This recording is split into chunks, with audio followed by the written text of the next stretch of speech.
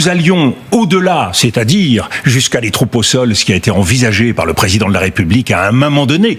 Sa posture de chef de guerre n'est pas d'aujourd'hui, elle est ancienne. Là, je crois qu'il y a une ligne qui ne doit pas être franchie. Le 16 novembre 2025, Dominique de Villepin était l'invité de LCI. Et en quelques minutes seulement, il a capté l'attention de toute la scène politique. Une prise de parole rare, intense, et surtout dérangeante. Car derrière son ton calme et posé, c'est un véritable avertissement qu'il lance. Une alerte sur l'avenir de la France et de l'Europe. Depuis des mois, la guerre en Ukraine fait monter la pression. Les lignes bougent, les discours se durcissent, et certains dirigeants n'excluent plus des décisions qui auraient été impensables il y a encore peu de temps. L'idée d'un engagement plus direct de la France revient dans le débat, et c'est précisément là que Villepin intervient. Avec gravité, mais aussi avec une clarté redoutable. Sa phrase va marquer les esprits. La France ne doit pas être un chef de guerre. Une déclaration simple en apparence, mais lourde de sens. Car derrière ces mots, il y a une ligne rouge, une limite qu'il juge dangereuse de franchir.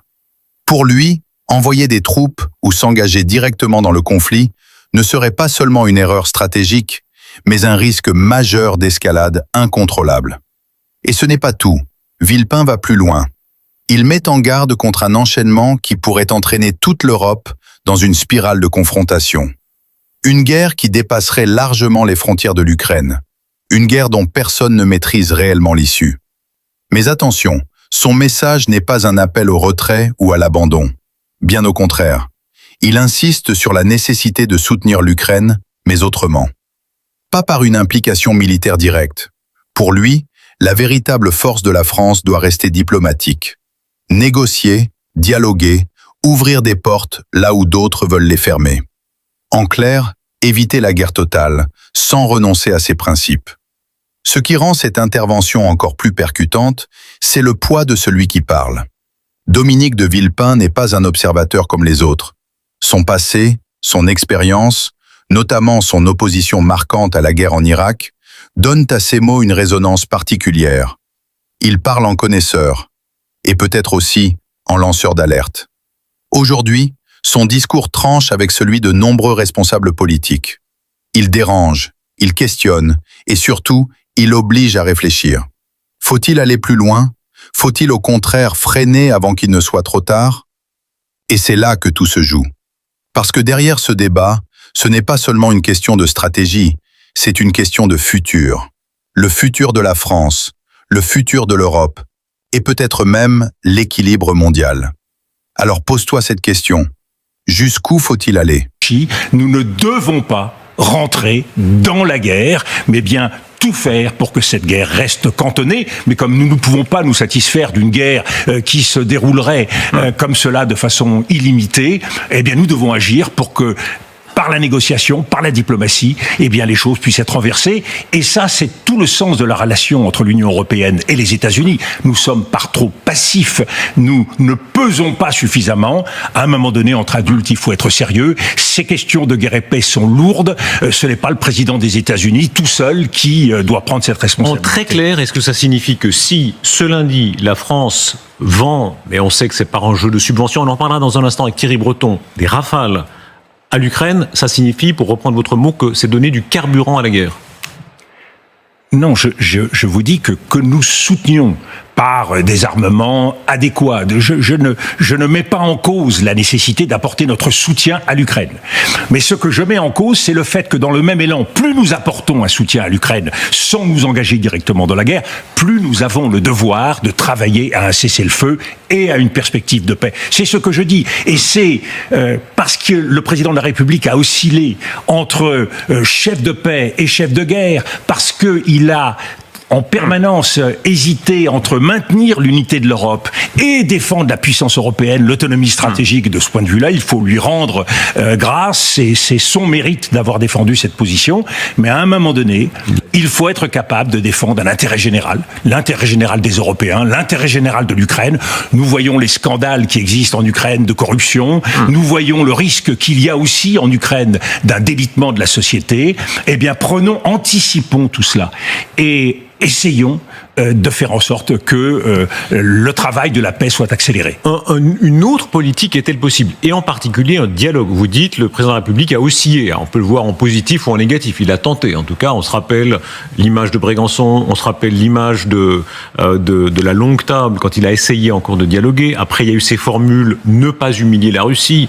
Et ensuite, effectivement, la France est chef de file contre la Russie. Est-ce qu'on peut revenir à une époque, vous avez incarné, Jacques Chirac a incarné l'époque où ça se passait bien. Avec Poutine, il y avait un dialogue très nourri. Est-ce que ce temps-là, d'après vous, peut revenir ?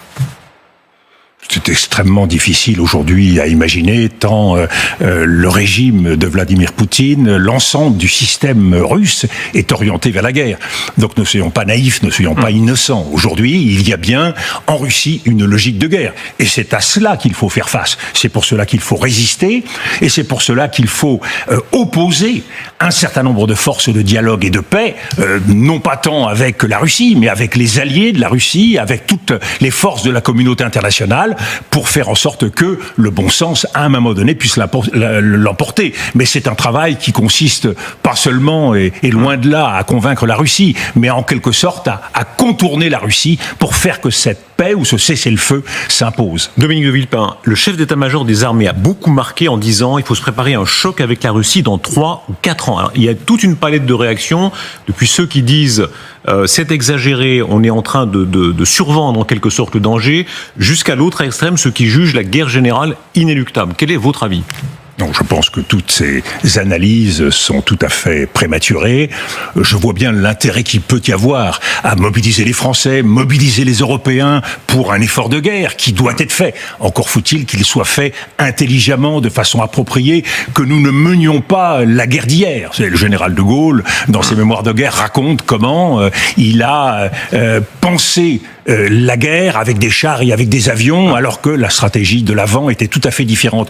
Aujourd'hui, la guerre que nous devons mener dans le monde d'aujourd'hui, c'est bien sûr la capacité que nous avons à nous défendre, mais c'est aussi la capacité que nous avons à mener la guerre technologique, la guerre écologique, la capacité à mener la bataille du numérique. Donc c'est une conception beaucoup plus large. Pourquoi ? Mais restons un instant en Vladimir Poutine. Permettez-moi de terminer. Pourquoi ?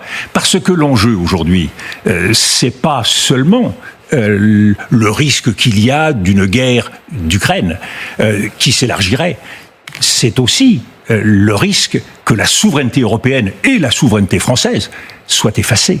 C'est-à-dire que nous nous retrouvions dans une situation où notre indépendance serait mise en cause. Vous avez traité avec Vladimir Poutine beaucoup, pendant les années où vous étiez Premier ministre. À l'époque, il y a un moment où vous étiez allié, on peut dire ça, face aux États-Unis dans l'affaire de l'Irak, où vous êtes opposé à l'invasion de l'Irak par les États-Unis ? Nos positions se sont retrouvées pour dénoncer l'intervention américaine. Je pense rétrospectivement que nous ne parlions pas de la même Russie et que nous ne parlions pas du même Vladimir Poutine, même s'il y avait en gestation un certain nombre d'éléments qui ont grandi par la suite. Mais l'histoire n'est jamais écrite, Monsieur Rochebin. La Russie a nourri sa méfiance depuis 1999, le Kosovo, la guerre de Libye en 2011, qui a été un tournant dans la confiance vis-à-vis des pays occidentaux et des pays européens. Tout ceci n'a cessé de grandir. Mais à tout moment, et c'est une des règles de la vie et de la diplomatie, La prudence est-elle une faiblesse ou au contraire une preuve de lucidité ? Dis-moi ce que tu en penses en commentaire. Et surtout, reste bien jusqu'à la fin, parce que ce débat est loin d'être terminé. Abonne-toi pour ne rien manquer des prochaines analyses. Laisse un like si ce genre de contenu t'intéresse. Et on se retrouve très bientôt pour une nouvelle vidéo encore plus intense.